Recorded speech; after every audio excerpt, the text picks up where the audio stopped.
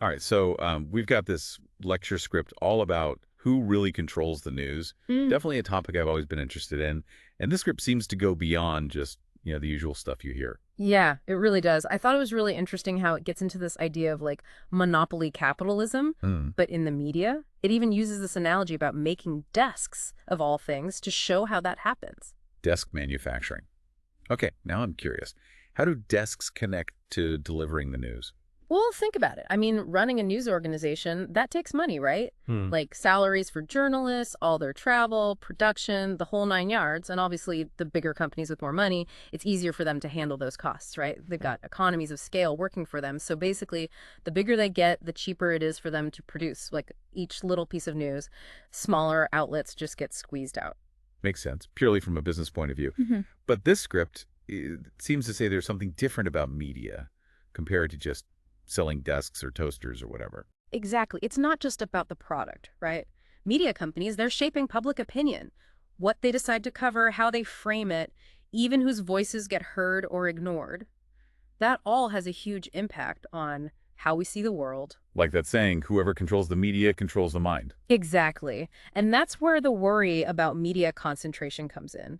When you've got this small group, companies or people controlling the flow of information, that's a lot of power over our democracy, right? It goes way beyond just making money. It's about influence. So it becomes a societal issue, not just a business one. Now, the script also talks about this idea of pluralism. What's that mean in this context? Pluralism, to put it simply, it's about the diversity of viewpoints you see represented across the media. For a democracy to be healthy, you need an ecosystem where different voices can be heard, different ideas are actually debated. So like a marketplace of ideas where different perspectives are competing and challenging each other. Exactly. And what the script argues is that this concentration of media ownership, it inherently threatens that pluralism. A few powerful players control the narrative, and suddenly dissenting voices are shut out, alternative views get pushed aside, critical perspectives just disappear. We end up with this distorted, incomplete view of the world. So how do you even measure something as complex as media pluralism? The script mentions Ofcom, trying to quantify this. Yeah, Ofcom, the UK media regulator, they've been wrestling with this for years. They've come up with this really complex system for assessing media plurality. It factors in things like who owns what, how big their audience is, and how much editorial independence they actually have. So it's not just how many news outlets there are, it's about who's really in charge, who they reach, and how freely they can report. Absolutely. And you know what Ofcom found? Even with the internet, where people get their news from all over, multi-sourcing they call it, this media plurality is still a big concern. Wait, so even if I'm online, reading different newspapers, seeing stuff on social media, watching different news channels, I could still be getting a limited range of viewpoints. How's that even possible? That's the thing, right? We've got more platforms than ever, but the ownership of those platforms still really concentrated. You might think you're getting this diverse media diet, but behind the scenes, those sources might all belong to the same parent company, all pushing the same narrative. It's like, I don't know, going to a food court with tons of stalls, but they're all owned by the same fast food giant. Looks like you've got options, but the menu's basically the same. Perfect analogy. And that's why this media pluralism, it's so important for a healthy democracy. Without it, we're stuck in echo chambers, just hearing what we already believe, unable to have real conversations with people who see things differently. Feels like we're just scratching the surface, and this script goes way deeper. We've got tech giants to talk about, the decline of newspapers, this whole community media thing. But before we go there, I want to go back to something you said earlier about how media companies aren't just businesses. They've got real power, real influence. Oh, absolutely. And the script uses this really interesting example to show that the BBC's dominance in wildlife documentaries might seem kind of random, but shows how media, power, even something like nature documentaries are all connected. Okay, now you've got me really curious. Wildlife documentaries. What do they have to do with media ownership and control? Well, the script makes the point that it's not just about the BBC making good content, which they do, of course. It's also a direct result of how they're funded. The BBC, they're public service, right? So they get that license fee from everyone in the UK with a TV. So they're not relying on advertising like commercial broadcasters. They've got that steady income. Exactly. That lets them invest heavily in these documentaries, decade after decade. They build up expertise, this huge library of footage, global reputation, and that creates a situation where they've got a leg up, not just because of their stuff, but because of their position. So their dominance, it's kind of an accidental byproduct of their public service role and how they're funded. Not like a deliberate attempt to control the market, but it still shows how those structural factors create these imbalances of power, Yeah. even in unexpected places. Exactly. And that leads us to another case study from the script, and it really embodies how complicated this all is. Rupert Murdoch. Rupert Murdoch. Now there's a name that just screams media power. This script uses him as a perfect example of how owning media can translate into real-world influence. And it makes sense, right? I mean, Murdoch's whole career, it's like a masterclass in using media, not just for profit, but for political power, too. The script really digs into his takeover of the Times back in the day. Even then, people were suspicious. Because it seemed less like a smart business move and more about just grabbing power.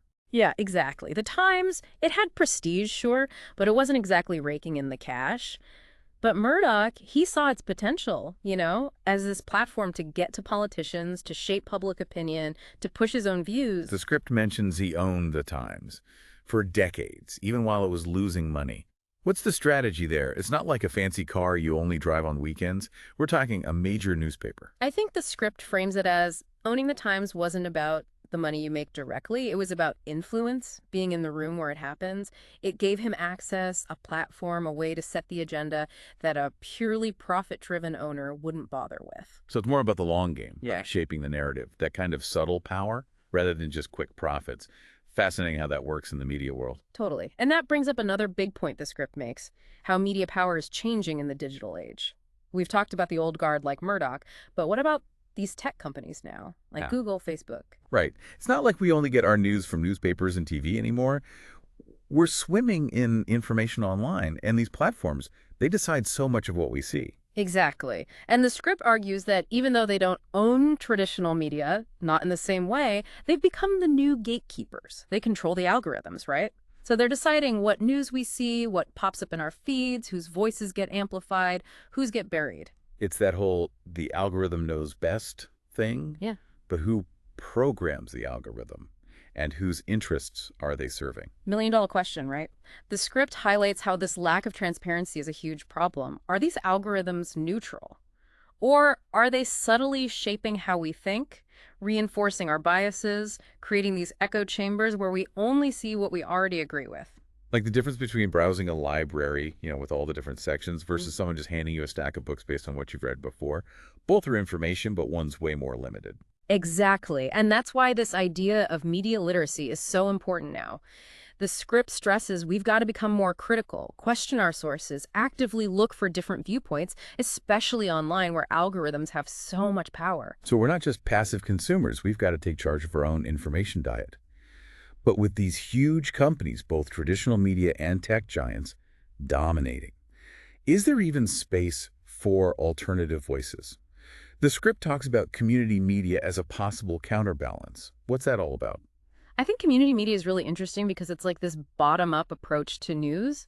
It's often hyper-local, focused on specific communities, the issues that the mainstream media might miss. So like local newspapers, community radio, online forums for specific neighborhoods or interest groups, that sort of thing. Exactly. And yeah, they might not have the reach of the big guys, but they're vital for civic engagement, holding local power accountable, reflecting the real diversity of their communities, which bigger, more commercial outlets often don't do. It's like getting the national weather report versus having your neighbor who knows every quirk about your street tell you if it's going to rain.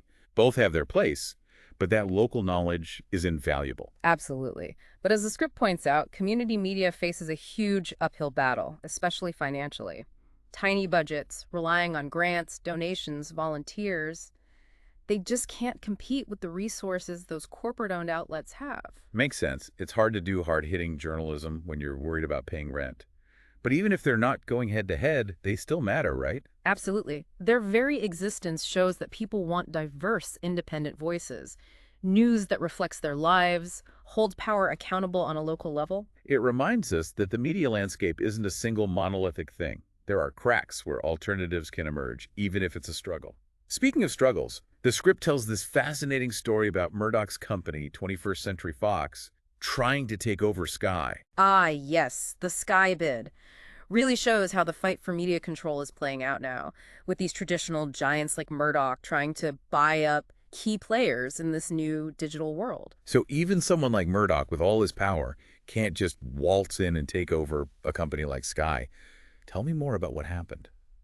Well, you can imagine the whole UK media scene was in an uproar. Regulators were worried, and understandably so.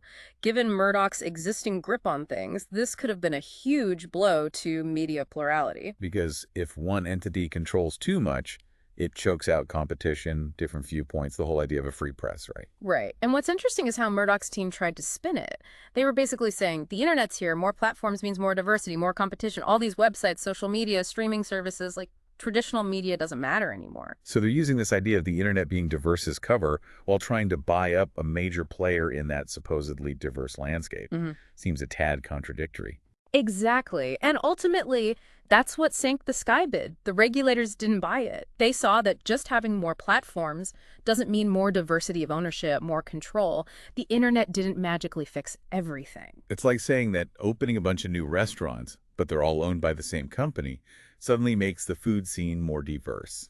It's just more of the same, dressed up differently. Exactly. So in the end, they ruled that Murdoch taking over Sky, it would be a big threat to UK media, a win for those who want a more diverse media, and it showed that even someone like Murdoch, he doesn't always get his way.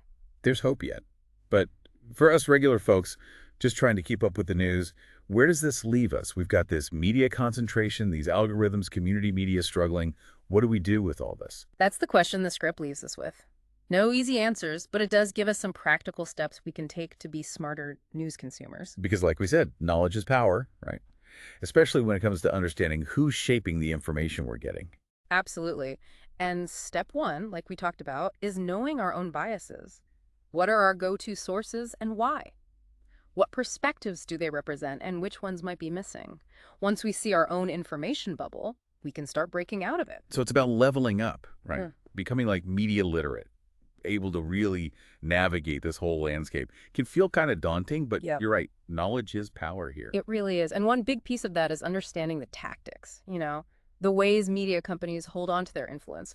The script really digs into this, showing how even stuff that seems harmless can be used to shape how we think. Okay, give me the rundown. What kind of tactics are we talking about? Well, take this whole multi-sourcing thing, right? We touched on it earlier. Media companies love to brag that people get news from all these different places now. Makes them sound more competitive, diverse. But like we said, that can be misleading. Right, because you can have a zillion websites and apps, but if they're all owned by the same few companies at the top, not much real diversity there. Just the illusion of choice. Exactly. And the script argues that this illusion, it's often intentional.